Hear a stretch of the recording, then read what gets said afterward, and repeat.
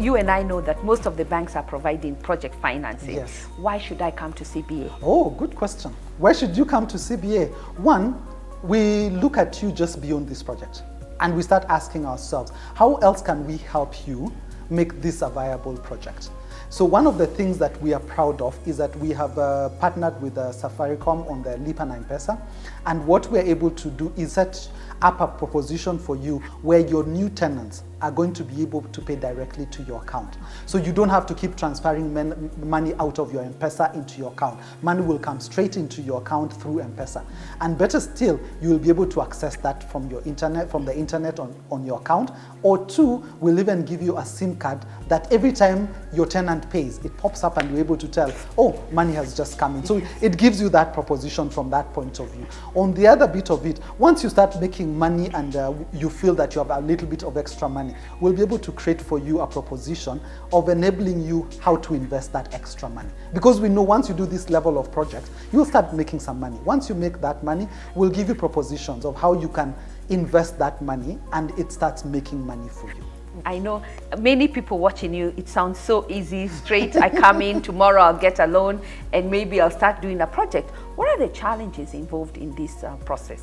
I think when it comes to project finance, one of the biggest challenges we've encountered is developers changing the scope of the project in the middle. And I think changing is not the big issue, it's changing and not telling your financial that you have changed. Then midstream, when you're in the middle of doing the transaction, is when we realize actually the project scope totally changed from what we started at. And that throws all the numbers all over and we're all stressed up because we've exhausted the money that we had agreed to give you and project is not finished. So that's one of our biggest challenges.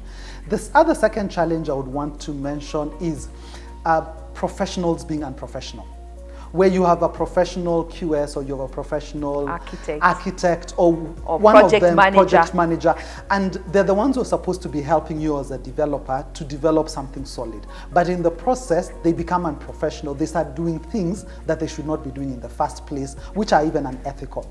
That becomes a very big challenge and therefore it creates stress for us. Let me take you back. If I'm a developer yes. and I start putting up 24 units, yes. then along the way I realize I can put another 4 units, duplexes on top of the apartment. Yes. Because the costs vary after that. Yes. I mean, completely. we know that now the costs have varied. Yes. So what do you do when you get to that point? I think it's a more stressful point as a financial because you've already put in money into a project. The customer, who is the developer in this case, has already changed the scope. At times, unfortunately, they don't even have the necessary approvals.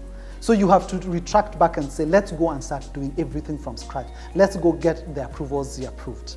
Let's relook at the project cost again and see how much as a developer are you going to put into this project. And if I don't have money, at that time, most developers don't have any money. Now that's where the challenge is. However, to protect ourselves, one of the things we've done is that we've introduced a new angle to the whole project development, which is, like you had asked earlier, is another advantage of why you should work with CBA, is we've gotten an internal QS in the bank to work with you as a developer so that anything that is being done, especially where the professionals at times guide you to do something different from what had already been planned, or even in yourself where you get excited and choose to start changing the scope, they're able to return you back to reality and say, this is what we had agreed to do, let's do it this way so that we don't go out of project. And at times they're able to advise and tell you, instead of doing that, why don't we split this project into 2 so that we first finish one project. Do phase 1, phase finish 1, it, sell it, or let it, and then go to phase 2. Exactly. So we've added that angle to having an internal QS who is helping us with the project management and